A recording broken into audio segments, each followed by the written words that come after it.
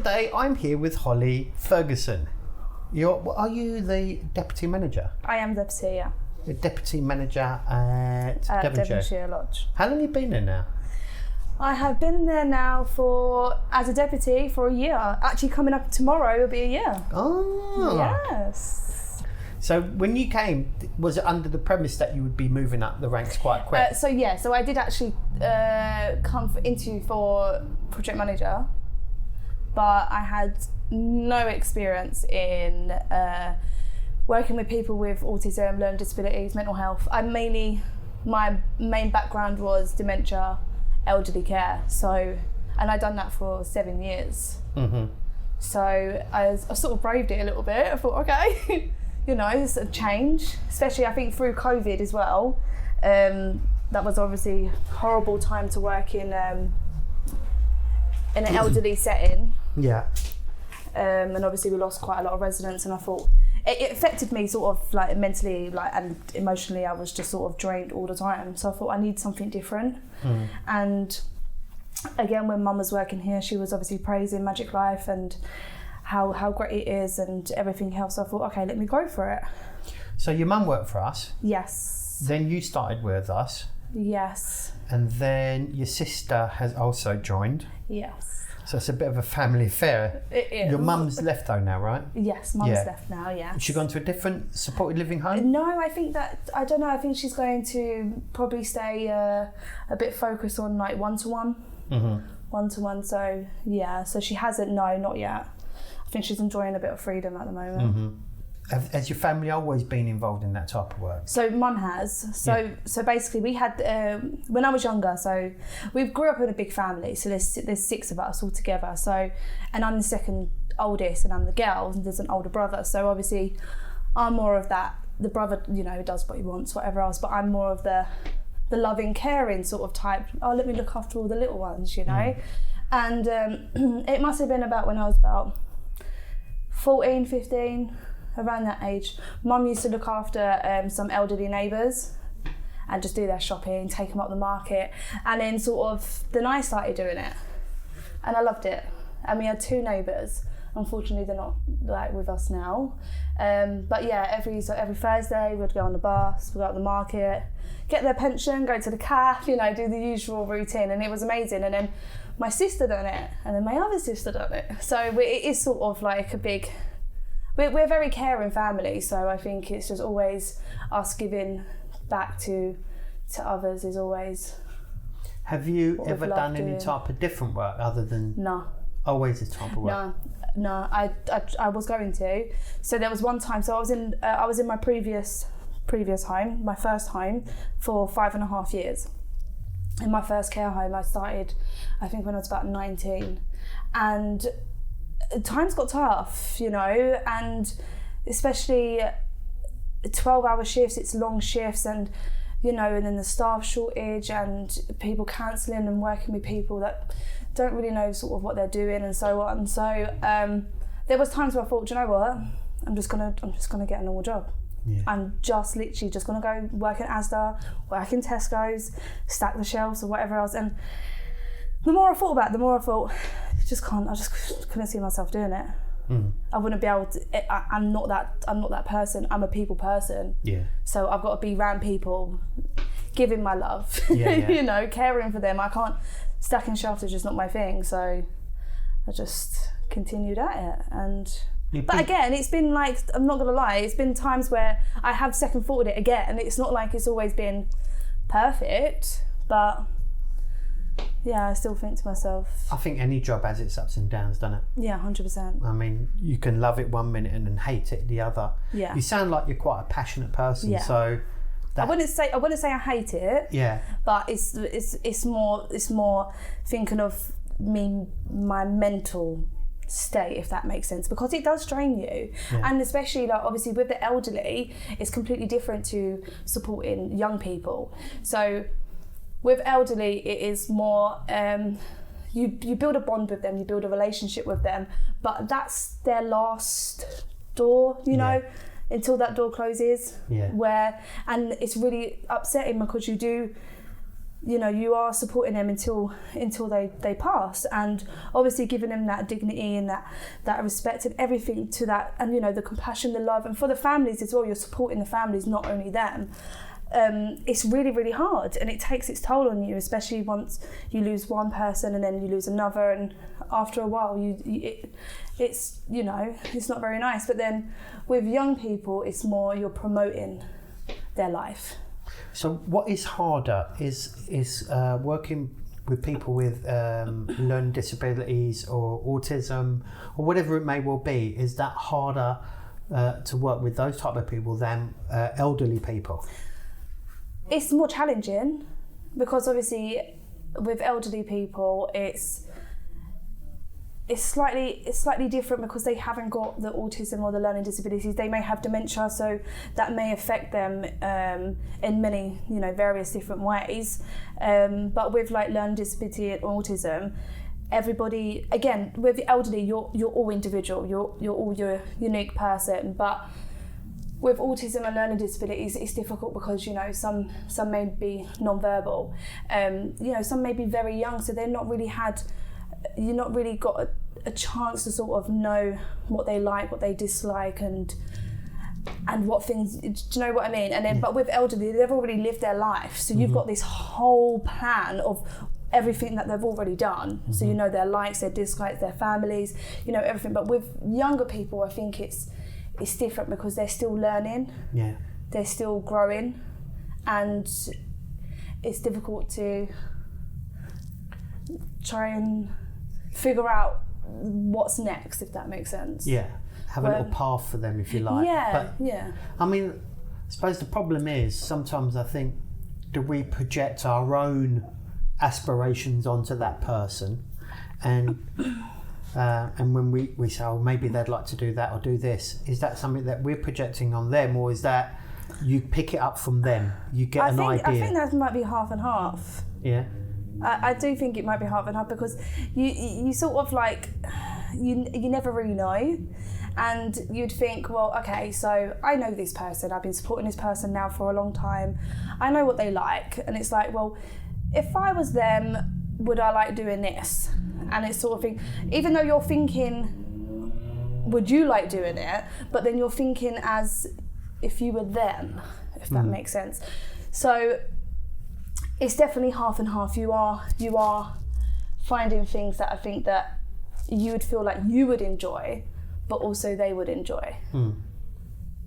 I suppose the other way to look at it is that you're giving them the opportunity of winning your experience, and if they like it, they like 100%. it. If they don't, well, you know, they don't, and then you can then go on to the next thing. But it's given them that opportunity to try. But even ever since obviously I joined Major, like especially working with Pav, I've learned so much from him. Okay, and he is amazing. He's brilliant. And the one thing that obviously always gets me is how much of a positive risk taker he is, and he completely promotes positive risk. And now I think I'm a bit OTT now. So like, you know, the other day we took OB to Milton Keynes to snowboarding. So we went indoor snow. Videos of that. So that was absolutely amazing. But we don't know if he would like that or not. You know, so that was just a trial and error. But he's an adrenaline junkie. He loves. But the thing that I was a bit afraid of was possibly the cold. How would he react in the cold? Well, we're not going to know until we get there. And the thing is, it's one of those that if he doesn't like it, then we can just turn around and go back in the car and go home, you know? But if he does like it, that's amazing. That's something that obviously we can continue as a routine for him. And again, if it's something that he doesn't like, then we know never again to do that. Then after that I thought, okay, so he had a great day, and then I was like, why don't we just go to Milton Keynes Lake? They've got a lovely lake there. I was like, why don't we just go on the pedal boats? And it's like, Hollie, you're pushing it a little bit, like you're pushing it. And it's like, I'm glad I did, because he absolutely loved it. And we rode around on the Milton Keynes Lake, around on the pedal boats, and it was brilliant. But it could have gone two ways. It could have gone, let's go home after sledging, because you don't know how he's going to react. Or it was, okay, he's had fun at sledging now, let's go home. And it's like, well, now we're out, why don't we try something else? And it worked, it paid out. How does it make you feel when you take that chance and it works out? I mean, what was his reaction to the snowboarding? He loved it.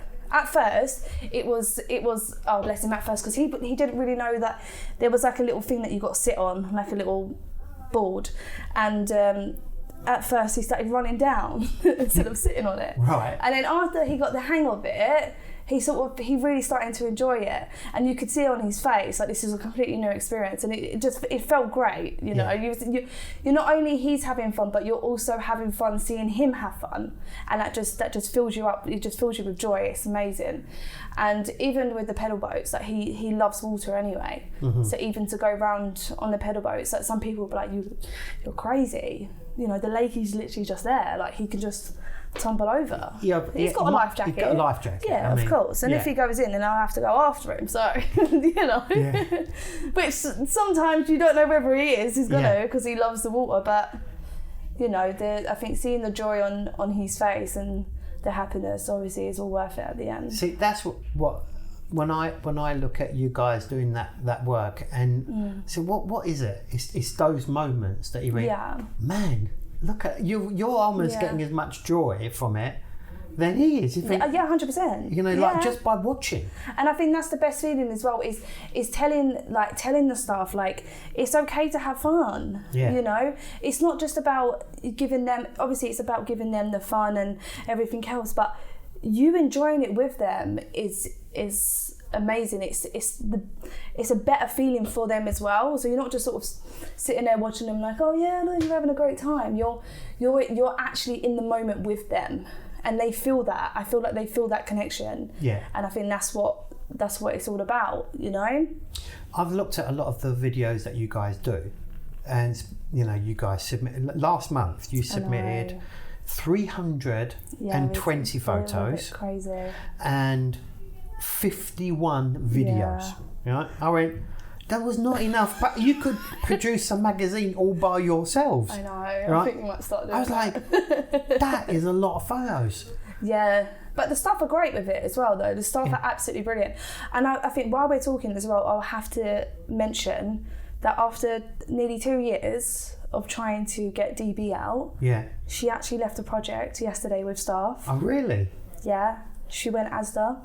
She went and done her shopping. Mm-hmm. She packed her stuff in a bag and came back. Today, she come up to the office, she pulled my arm, we went to the gate, obviously hide the key code, and then we went around the park. We walked around the whole park. After 2 years of Donietta, what's her name, going out, she went out. And that felt like, even I woke up on Sunday, because obviously I'm on call, so I woke up on Sunday morning, checked my phone, and it was like, I just see this video, and I clicked on it, and I can't tell you, that actually made my whole day. Like I just looked at it and I just could not stop thinking about it. Like I was so excited, I called Pav and I was like, Pav, you never guess what they've just done. And I was just amazed, and it is a complete great achievement for all of them, and they must have felt so amazing when they managed to get her to the shop, and just to see how calm and relaxed she was with holding the staff, because she was quite anxious and held onto the staff, but to her feel that comfortable with them and do that, it was amazing. And then even today when she took me to the gate, I was like, you want to go out? Okay, let's go. Yeah. And we just left. And so she's now leading you. She's gone to the gate and said, like, I want to go out. She led me this morning. And where did you go? Just to the park? Yeah, we walked around the whole park. And what was she doing? She was just walking happily? Yeah, she was just walking, and we were showing her the dogs, and she was saying dogs and the birds and everything. And when we sort of went to go in the park, like the actual climbing frame and that, she just got a little bit anxious. So I think that was more like, okay, let me walk around the park, see what's going on here. Okay, and then maybe tomorrow might be a different story. So with her, she's got her ritual, she's got her routine. So I think for her to walk around the park once and know that it's okay, maybe the next time she'll go into the park. and maybe go on a swing or something. But so is this something that you guys have been working sort of towards it, you know, gradually? We've tried so many different ways. We've had so many different professionals involved as well, and it's just sort of, she's just not engaging. And for some reason yesterday, she just really engaged with them. I think it was difficult getting her out. It wasn't, you know, a smooth ride for them, but they just persisted and they just continued with it, and it worked out in the end. It must be fearful for her. 100%, yeah. But the worst thing is that she goes out with her mum. Right. Yes, so she used to go out with the mum, but wouldn't go out with the she support doesn't go staff. out with staff. So it's a confidence issue, maybe. And obviously, even when, like, if her mum came on like a different day and she wasn't aware, she wouldn't go out with her mum. So she would literally, on a Friday, she knows she's going home. She will go get her stuff ready. When her mum turns up, she will leave the project, go in the car. That's it. Donietta, said her name again. She will then go to McDonald's with her mum. She will then go shopping with her sisters and her brothers. But as soon as she comes back to Devonshire, that's it. Doesn't leave. So something in her mind has said, "This is what I do with my parents." Yeah. But I think it was definitely the effect of COVID. Yeah. Because prior to COVID, obviously I wasn't there, but learning about her, before COVID, she was going Zumba. She was going to the sensory room at Parkside. You know, she was doing a lot more. She was going swimming. So, and then COVID hit.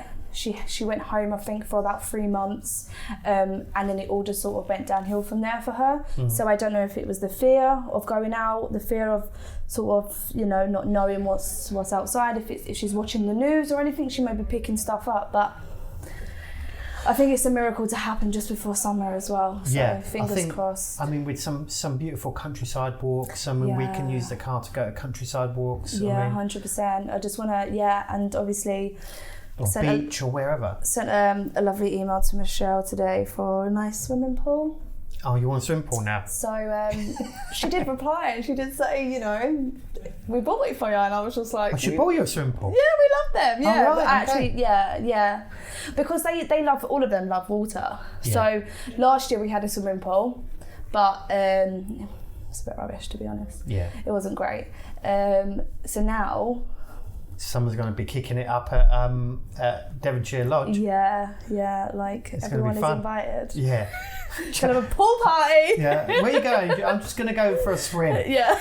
I'll be back later. But this is things, you know, this is what I was thinking. You know, there are some service users who feel quite happy to just stay in the project and never venture out. Yeah. And I always thought to myself, you know, you have this opportunity, you've got these facilities that, you know, we have the car, we have, you know, the facilities to do what we want to do. You know, why not try and go out? And there's obviously, we're singing Pav's praises, but where he's sort of gone for the positive risk-taking approach, it is, you know, opened up the door to experiment, obviously based, you know, I know we look at all the safeguardings and stuff like that and make plans, but to take that chance and then you think, wow, this job can be whatever I choose it to be. Yeah, definitely. You don't have to be office bound or just sit there bored, you know, bored watching sometimes I'm like, paint dry. Like, you know, I'm going out with them tomorrow or something, you know. It's like I want to be part of it. Like I don't want to just be the person that sits in the office and gives out instructions or complete paperwork. I also want to be involved in the fun and the experience and just watching them, you know, grow as adults as well, you know, because they're still relatively young, so they are learning, they are growing, and again we've got to thank all the support staff as well, because they're absolutely amazing, and especially with like promoting their independence is brilliant. It's really good to see how instead of putting someone's socks on because they take 10 minutes to put them on, letting them have that 10 minutes to put their socks on. That just gives them that boost as well, to think that you can do it, instead of the people that just go, oh, do you know what, I can't be bothered now, let's just put your socks on. It's not about that, and I think the staff that we have at Devonshire promote that, and it's amazing that you see that happening, and every day they learn new skills, and it's brilliant. It's amazing. On a personal point of view, what do you? I mean, all the things we discussed. Watching all the people we support do these achievements and try new experiences. And is that the buzz that you get from it? You get a lot of joy from that? Because I mean, we mentioned before we were recording, pay is not the best in this field. No.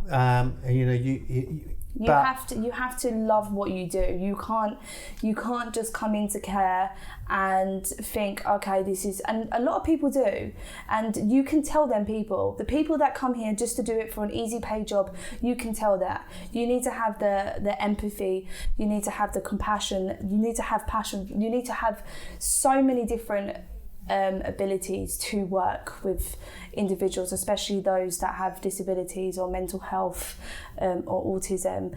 It's you can single point the people out that just do it simple because it's an easy job. But then those people sort of, you see that and they will eventually leave the organisation because it's not what we want for our people. And I think one thing you can't train, one thing that is either in you or it's not, is patience. And you've got to have so much patience. And I can be, the thing is that when you're in a shop or when you're in a queue or whatever else, I don't have any patience. I'm like, come on, just go. But when you're working with individuals, you tend to have a resilience to patience. Like, your patience just can last forever. And it's like the people that are not passionate or caring, they're patient, they'll lose their patience very quickly.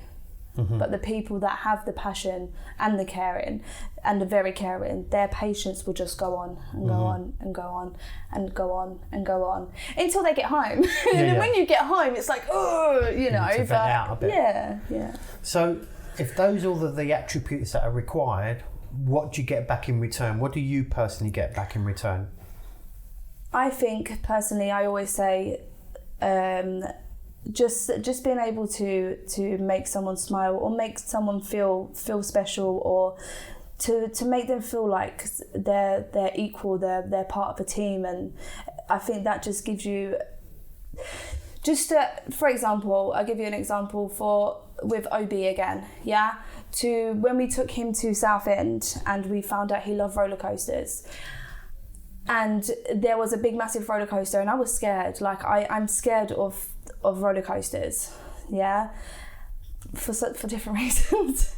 And I looked at him, and you could see his eyes just lit up, and I was just like, do you want to go on it? And that he does the tap, and I thought, okay, if he does the tap, I'm going to have to go on it.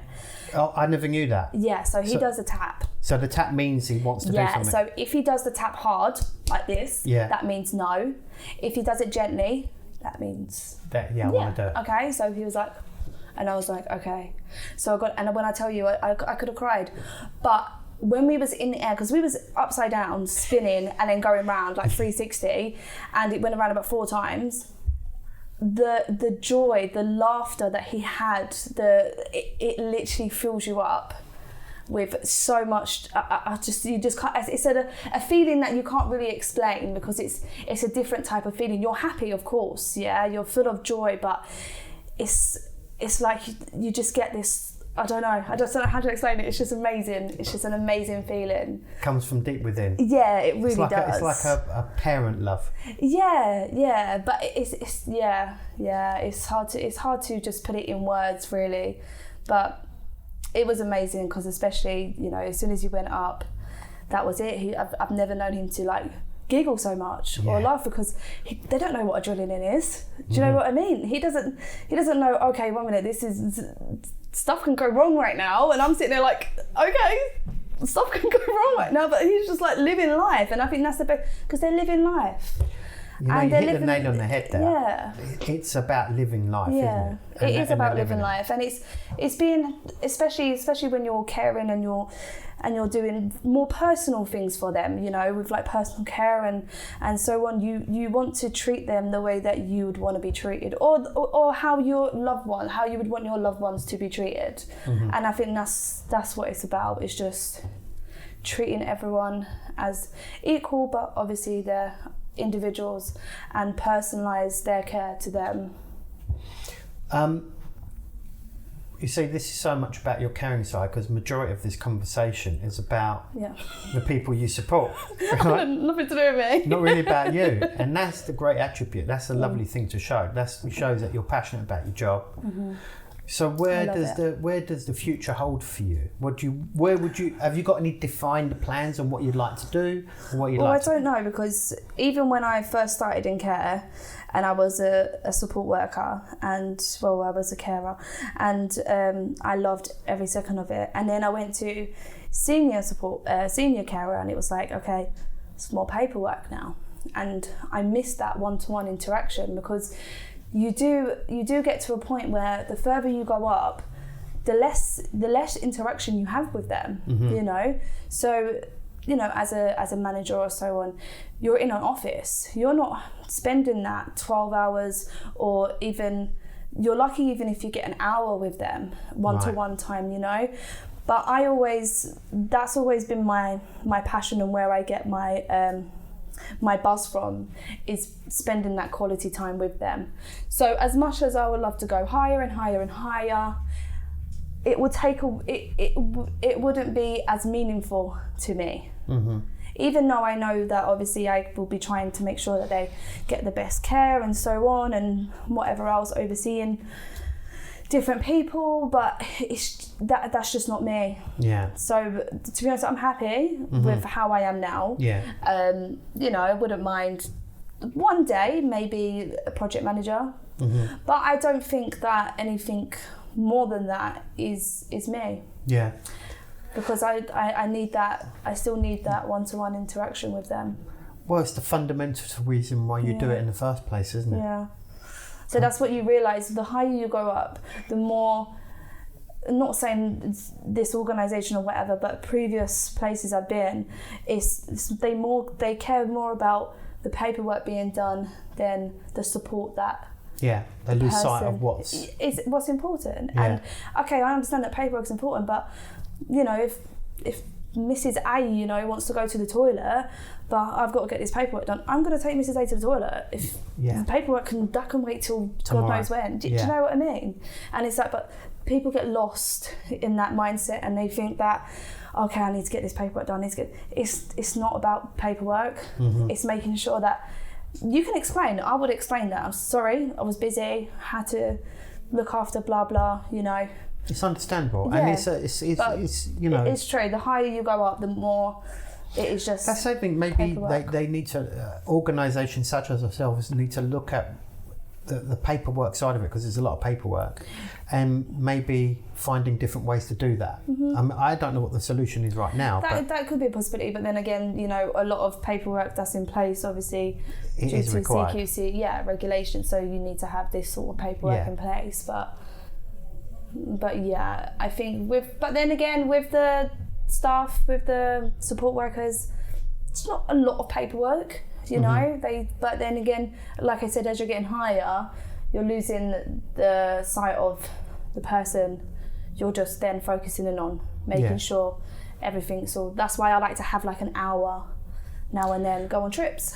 I see how how Devonshire Lodge has structured itself on how you've made quite a few senior support workers, like little teams, if you like, and how that's gelled together. And there seems, from the outside, because obviously I don't work at the site, but there seems to be a real sort of cohesive, good knit team there. Yeah. And that has been, you guys have developed that to be that way. I think 100%. I think that we got to obviously you've got to have a good team. I feel like you need to have the good with the bad. So like, I'm the happy, bubbly person that goes in, and it's like Monday morning, everyone's like, oh my God, Hollie, like, do you know what I mean? You're so loud. And I'm like, just get over it. Like, it's Monday. Hello, everyone. Wake up. Then, and that boosts them a little bit. Yeah. And then Pav on the other end. Yeah. Bit more firmer. It's a bit more of the strict one. Yeah. Yes, but we have a good balance, and we treat everybody. It's lovely because it's like a big family, and that's what the best thing is to have in a workplace. It's not just treat them as employees. You're treating them as a group, as a family. You know, and I think that is, and like I said, I'm the bubbly one, and bubbly one. You've got the strict one. It's lovely to see how you guys have what you've done there, and you're continuing to do. And I love seeing all the photos that you send. The difficult for me, the hard part for me, is picking. You know, and I've tried to put as many photographs in the magazine as possible. Yeah, because I did see this one. You guys have put so many in there, and they're so good. I know. You know, and everyone I've seen that. Even the people we support want to see their faces in the magazine. Yeah. You know, they want to be part of it. Yeah. And everyone wants to contribute. So it's difficult not to add them in. No, of course. You know, and even the writing element, there's quite a lot of writing in this particular month, but that's because everyone put the effort in to do it. And if you ignore that, then it sort of says, well, you know, you don't really care. But we do. Yeah. You know, so we appreciate everything you guys do, especially Devonshire's always. And we appreciate, you know, head office support, especially, you know, thanks to Michelle as well. Yeah. For always, you know, every little thing that we need. Not everything, just in case everyone starts getting on the emails. Yeah. Can I have a Ferrari, please? Because it would really benefit me. Yeah. Really benefit me to get to work and back. Yeah.